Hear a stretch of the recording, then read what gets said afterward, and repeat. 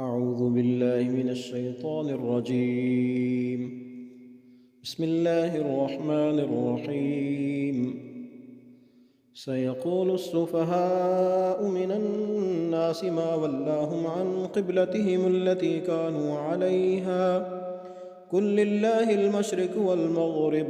يهدي من يشاء إلى صراط مستقيم وكذلك جعلناكم أمة وسطا لتكونوا شهداء على الناس ويكون الرسول عليكم شهيدا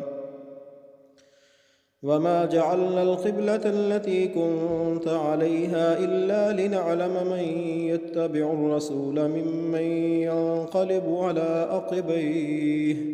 وإن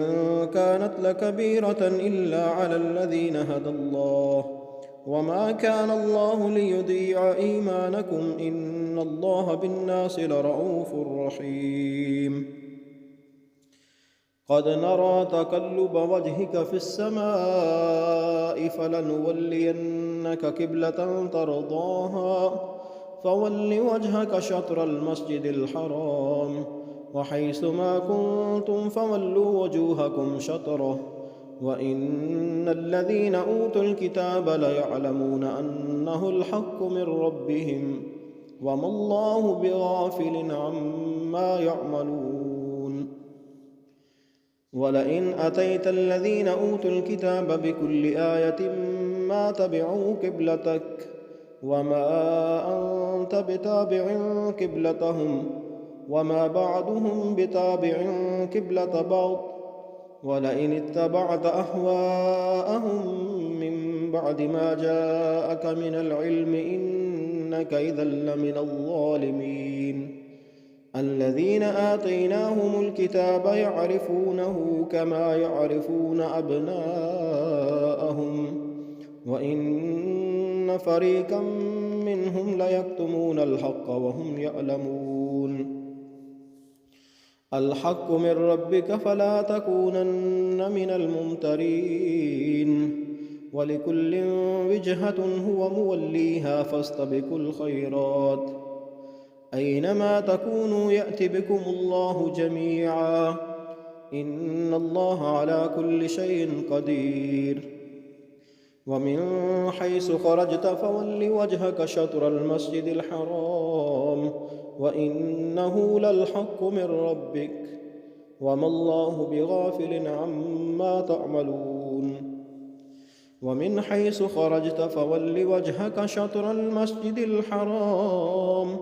وحيث ما كنتم فولوا وجوهكم شطره لئلا يكون للناس عليكم حجة إلا الذين ظلموا منهم فلا تخشوهم واخشوني ولأتم نعمتي عليكم ولعلكم تهتدون كما أرسلنا فيكم رسولا منكم يتلو عليكم آياتنا ويزكيكم ويعلمكم الكتاب والحكمة ويعلمكم ما لم تكونوا تعلمون فاذكروني أذكركم واشكروا لي ولا تكفرون يا أيها الذين آمنوا استعينوا بالصبر والصلاة إن الله مع الصابرين ولا تقولوا لمن يقتل في سبيل الله أموات بل أحياء ولكن لا تشعرون ولنبلونكم بشيء من الخوف والجوع ونقص من الأموال والأنفس والثمرات وبشر الصابرين الذين إذا أصابتهم مصيبة قالوا إنا لله وإنا إليه راجعون أولئك عليهم صلوات من ربهم ورحمة وأولئك هم المهتدون إن الصفا والمروة من شعائر الله فمن حج البيت أو اعتمر فلا جناح عليه أن يطوف بهما ومن تطوع خيرا فإن الله شاكر عليم إن الذين يكتمون ما أنزلنا من البينات والهدى من بعد ما بيناه للناس في الكتاب أولئك يلعنهم الله ويلعنهم اللاعنون إلا الذين تابوا وأصلحوا وبينوا فأولئك أتوب عليهم وأنا التواب الرحيم إن الذين كفروا وماتوا وهم كفار أولئك عليهم لعنة الله والملائكة والناس أجمعين خالدين فيها لا يخفف عنهم العذاب ولا هم ينظرون وإلهكم إله واحد لا إله إلا هو الرحمن الرحيم إن في خلق السماوات والأرض واختلاف الليل والنهار والفلك التي تجري في البحر بما ينفع الناس وما أنزل الله من السماء من ماء فأحيا به الأرض بعد موتها وبث فيها من كل دابة وتصريف الرياح والسحاب المسخر بين السماء والأرض لآيات لقوم يعقلون ومن الناس من يتخذ من دون الله أندادا يحبونهم كحب الله والذين آمنوا أشد حبا لله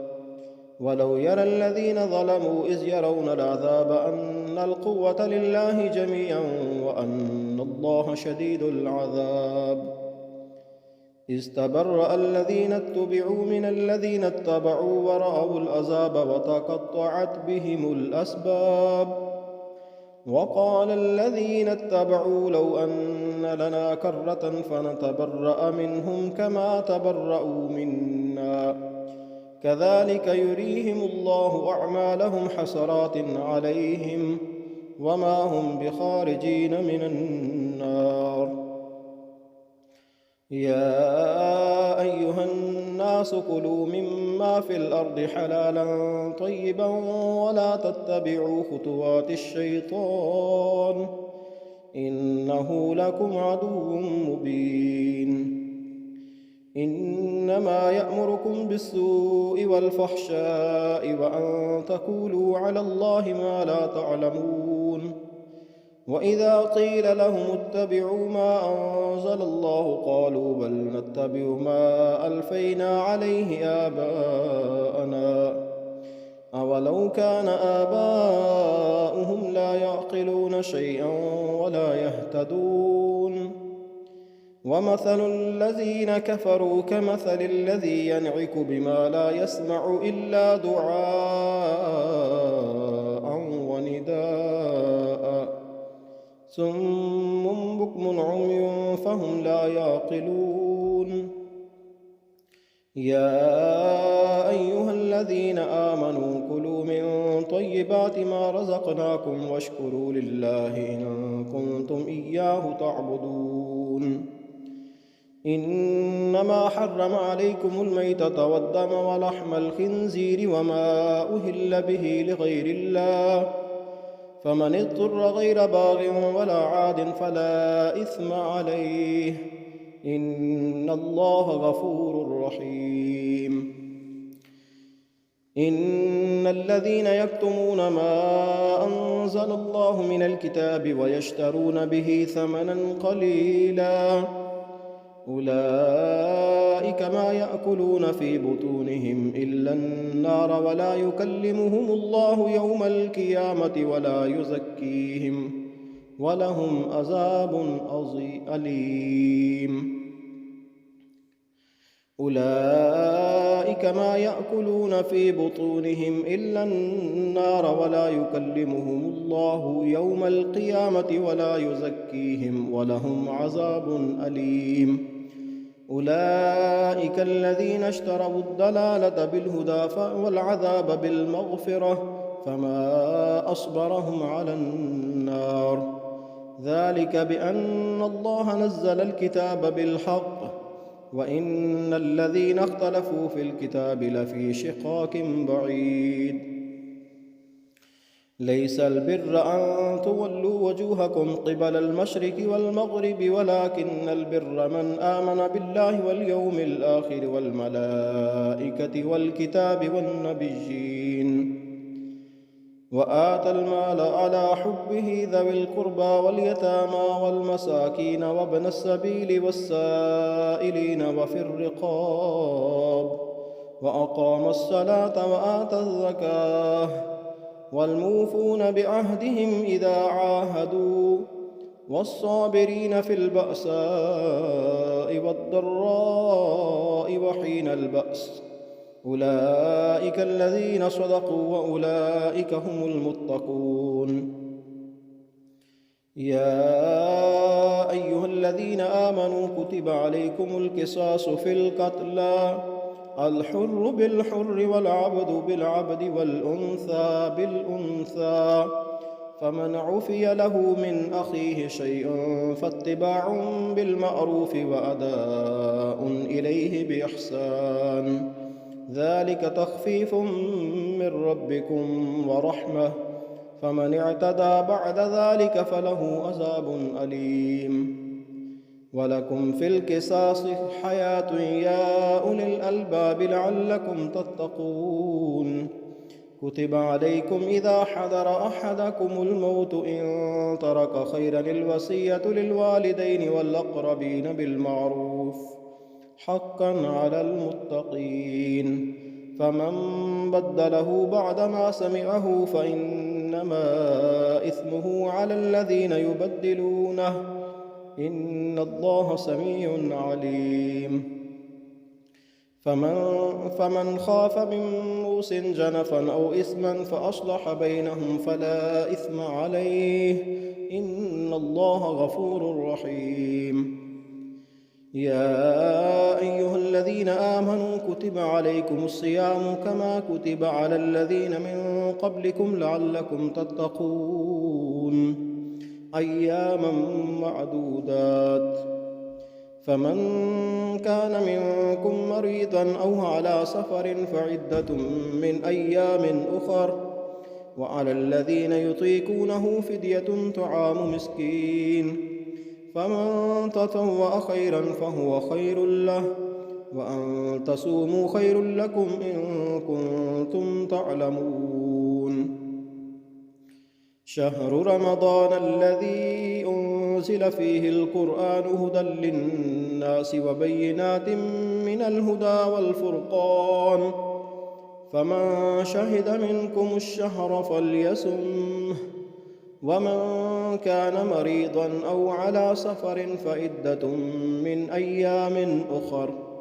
يريد الله بكم اليسر ولا يريد بكم العسر ولتكملوا العدة ولتكبروا الله على ما هداكم ولعلكم تشكرون. وإذا سألك عبادي عني فإني قريب أجيب دعوة الداع إذا دعاني فليستجيبوا لي وليؤمنوا بي لعلهم يرشدون. أحل لكم ليلة الصيام الرفث إلى نسائكم هن لباس لكم وأنتم لباس لهن علم الله أنكم كنتم تختانون أنفسكم فتاب عليكم وعفى عنكم فالآن باشروهن وابتغوا ما كتب الله لكم وكلوا واشربوا حتى يتبين لكم الخيط الأبيض من الخيط الأسود من الفجر ثم أتموا الصيام إلى الليل ولا تباشروهن وأنتم عاكفون في المساجد تلك حدود الله فلا تقربوها كذلك يبين الله آياته للناس لعلهم يتقون. ولا تأكلوا أموالكم بينكم بالباطل وتدلوا بها إلى الحكام لتأكلوا فريقا من أموال الناس بالإثم وأنتم تعلمون. يسألونك عن الأهلة قل هي مواقيت للناس والحج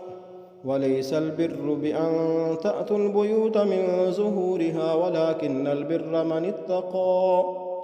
وأتوا البيوت من أبوابها واتقوا الله لعلكم تفلحون وقاتلوا في سبيل الله الذين يقاتلونكم ولا تعتدوا إن الله لا يحب المعتدين واقتلوهم حيث ثقفتموهم وأخرجوهم من حيث أخرجوكم والفتنة أشد من القتل ولا تقاتلوهم عند المسجد الحرام حتى يقاتلوكم فيه فإن قاتلوكم فاقتلوهم كذلك جزاء الكافرين فإن انتهوا فإن الله غفور رحيم وقاتلوهم حتى لا تكون فتنة ويكون الدين لله فإن انتهوا فلا عدوان إلا على الظالمين الشهر الحرام بالشهر الحرام والحرمات قصاص فمن اعتدى عليكم فاعتدوا عليه بمثل ما اعتدى عليكم واتقوا الله واعلموا أن الله مع المتقين وأنفقوا في سبيل الله ولا تلقوا بأيديكم إلى التهلكة وأحسنوا إن الله يحب المحسنين وأتموا الحج والعمرة لله فإن أحصرتم فما استيسر من الهدي ولا تخلقوا رؤوسكم حتى يبلغ الهدي محله فمن كان منكم مريضا أو به أذى من رأسه ففدية من صيام أو صدقة أو نسك فإذا أمنتم فمن تمتع بالعمرة إلى الحج فما استيسر من الهدي فمن لم يجد فصيام 3 أيام في الحج و7 إذا رجعتم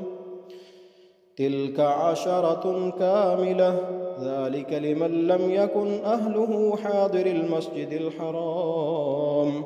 واتقوا الله واعلموا أن الله شديد العقاب الحج أشهر معلومات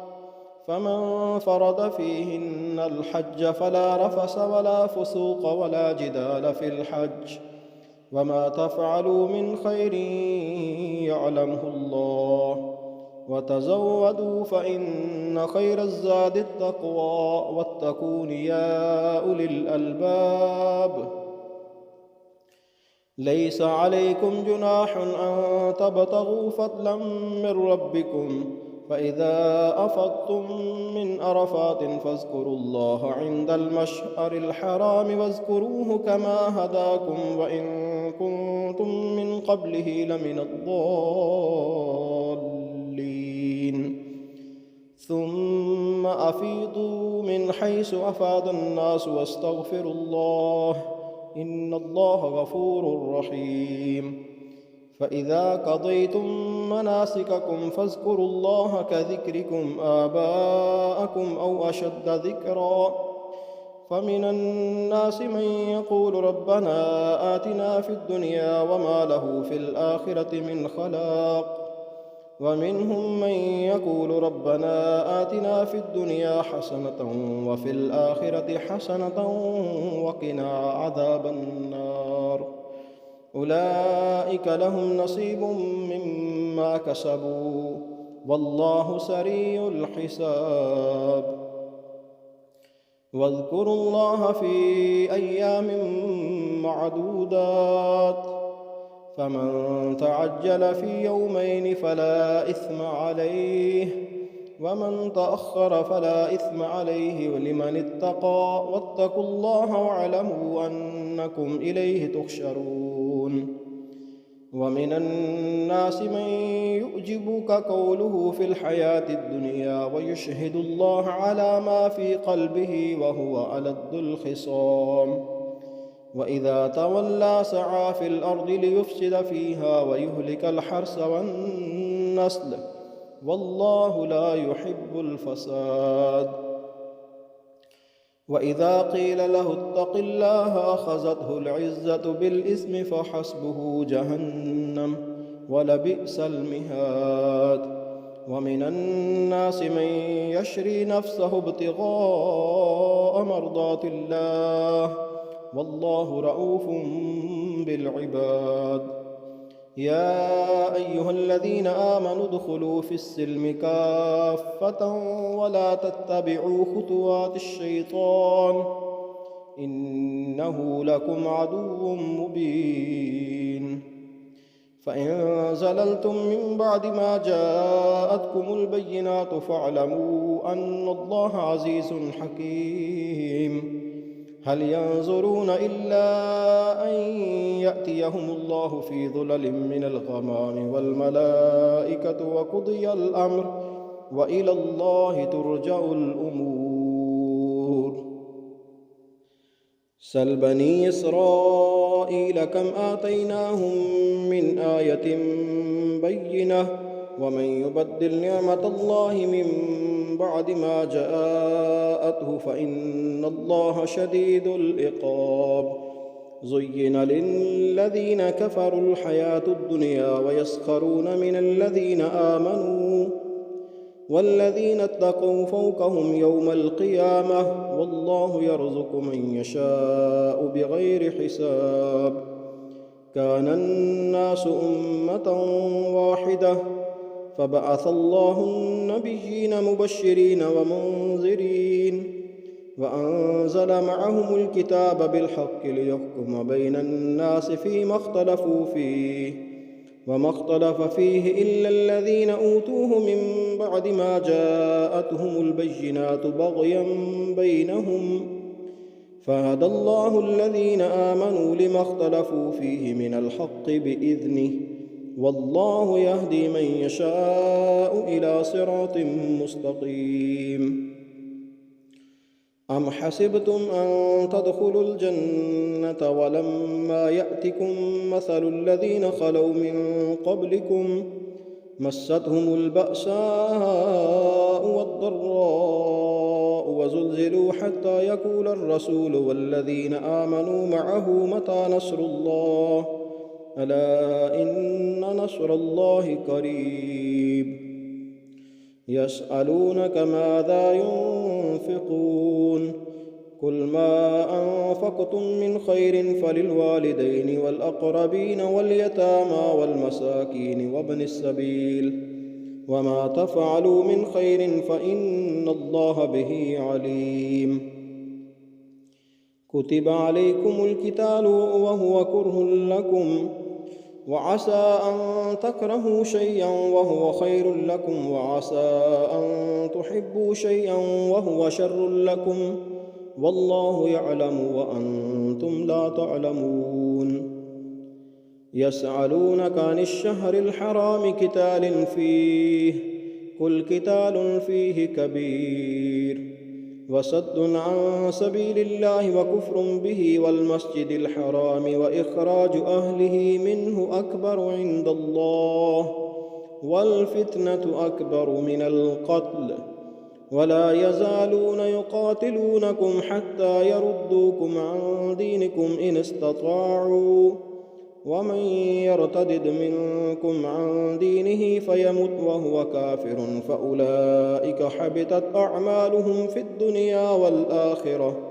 وأولئك أصحاب النار هم فيها خالدون. إن الذين آمنوا والذين هاجروا وجاهدوا في سبيل الله أولئك يرجون رحمة الله والله غفور رحيم. يسألونك عن الخمر والميسر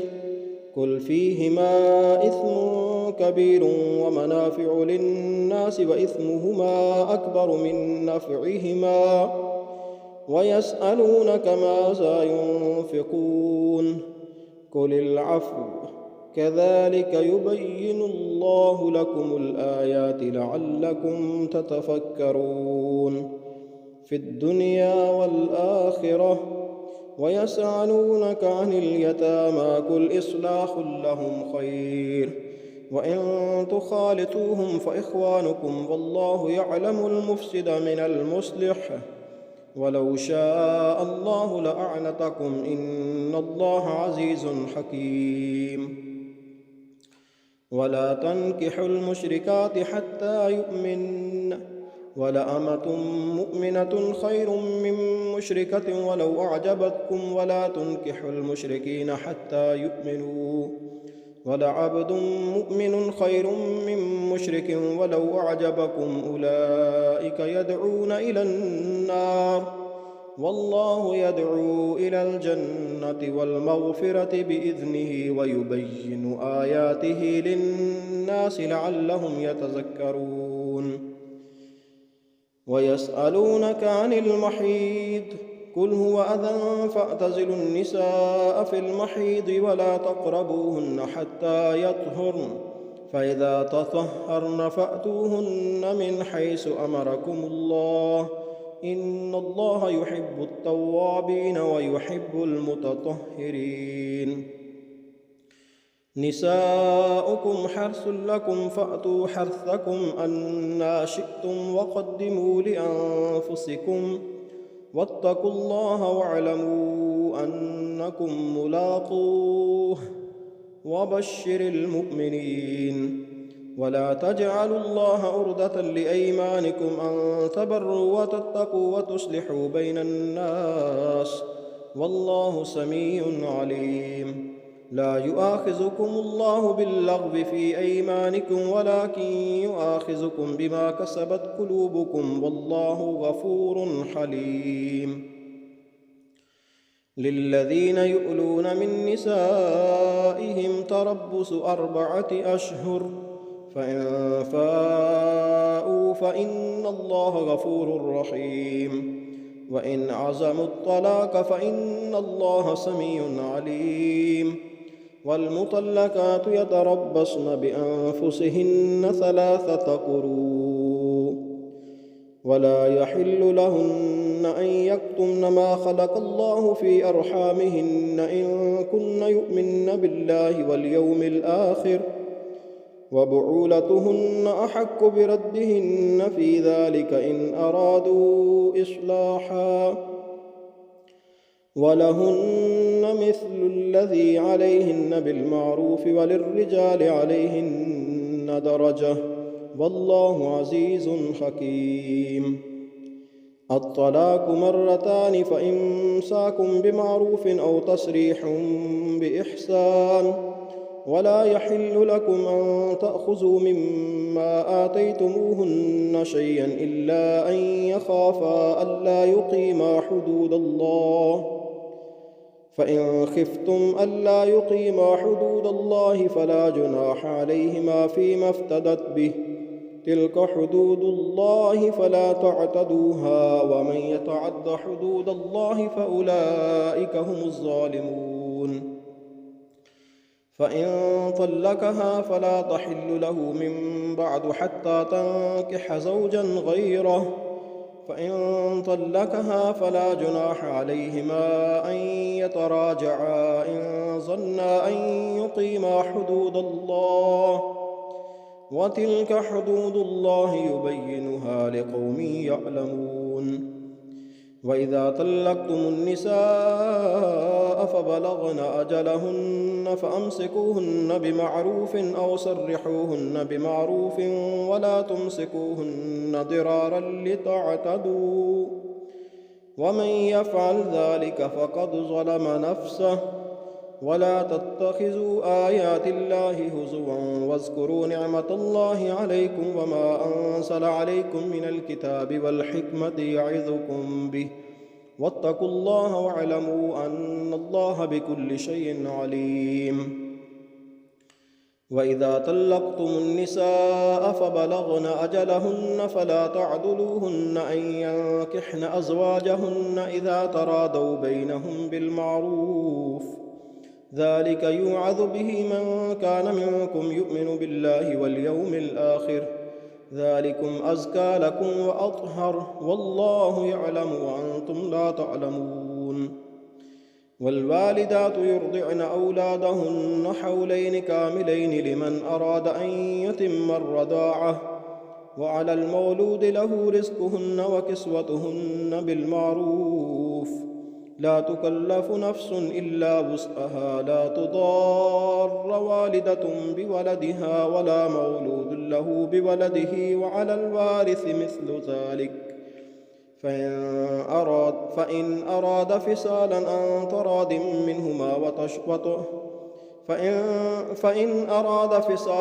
تراض منهما وتشاور فلا جناح عليهما. وإن أردتم أن تسترضعوا أولادكم فلا جناح عليكم إذا سلمتم ما آتيتم بالمعروف. واتقوا الله واعلموا أن الله بما تعملون بصير.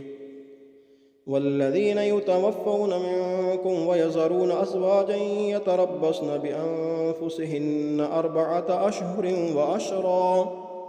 فإذا بلغن أجلهن فلا جناح عليكم فيما فعلن في أنفسهن بالمعروف، والله بما تعملون خبير.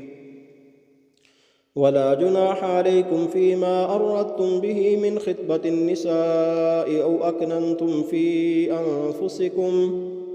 علم الله أنكم ستذكرونهن ولكن لا تواعدوهن سرا إلا أن تقولوا قولا معروفا. ولا تعزموا عقدة النكاح حتى يبلغ الكتاب أجله، واعلموا أن الله يعلم ما في أنفسكم فاحذروه، واعلموا أن الله غفور حليم. لا جناح عليكم إن طلقتم النساء ما لم تمسوهن أو تفرضوا لهن فريضة، ومتعوهن على الموسع قدره وعلى المقتر قدره متاعا بالمعروف حقا على المحسنين. وإن طلقتموهن من قبل أن تمسوهن وقد فرضتم لهن فريضة فنصف ما فرضتم إلا أن يعفون أو يعفو الذي بيده عقدة النكاح، وأن تعفوا أقرب للتقوى. ولا تنسوا الفضل بينكم إن الله بما تعملون بصير. حافظوا على الصلوات والصلاة الوسطى وقوموا لله قانتين. فإن خفتم فرجالا أو ركبانا، فإذا أمنتم فاذكروا الله كما علمكم ما لم تكونوا تعلمون. والذين يتوفون منكم ويذرون أزواجا وصية لأزواجهم متاعا إلى الحول غير إخراج، فإن خرجن فلا جناح عليكم فيما فعلنا في أنفسهن من معروف، والله عزيز حكيم. وللمطلقات متاع بالمعروف حقا على المتقين، كذلك يبين الله لكم آياته لعلكم تعقلون. ألم تر إلى الذين خرجوا من ديارهم وهم ألوف حذر الموت فقال لهم الله موتوا ثم أحياهم، إن الله لذو فضل على الناس ولكن أكثر الناس لا يشكرون. وقاتلوا في سبيل الله واعلموا أن الله سميع عليم. من ذا الذي يقرض الله قرضا حسنا فيضاعفه له أضعافا كثيرة، والله يقبض ويبسط وإليه ترجعون. ألم تر إلى الملأ من بني إسرائيل من بعد موسى إذ قالوا لنبي له ابعث لنا ملكا نقاتل في سبيل الله، قال هل عسيتم إن كتب عليكم القتال ألا تقاتلوا، قالوا وما لنا ألا نقاتل في سبيل الله وقد أخرجنا من ديارنا وأبنائنا فلما كتب عليهم القتال تولوا إلا قليلا منهم والله عليم بالظالمين. وقال لهم نبيهم إن الله قد بعث لكم طالوت ملكا قالوا أنى يكون له الملك علينا ونحن أحق بالملك منه ولم يؤت سعة من المال قال إن الله اصطفاه عليكم وزاده بسطة في العلم والجسم والله يؤتي ملكه من يشاء والله واسع عليم. وقال لهم نبيهم إن آية ملكه أن يأتيكم التابوت فيه سكينة من ربكم وبقية مما ترك آل موسى وآل هارون تحمله الملائكة إن في ذلك لآية لكم إن كنتم مؤمنين. فلما فصل طالوت بالجنود قال إن الله مبتليكم بنهر فمن شرب منه فليس مني ومن لم يطعمه فإنه مني إلا من اغترف غرفة بيده فشربوا منه إلا قليلا منهم فلما جاوزه هو والذين آمنوا معه قالوا لا طاقة لنا اليوم بجالوت وجنوده قال الذين يظنون أنهم ملاقو الله كم من فئة قليلة غلبت فئة كثيرة بإذن الله والله مع الصابرين. ولما برزوا لجالوت وجنوده قالوا ربنا أفرغ علينا صبرا وثبت أقدامنا وانصرنا على القوم الكافرين فهزموهم بإذن الله وقتل داود جالوت وآتاه الله الملك والحكمة وعلمه مما يشاء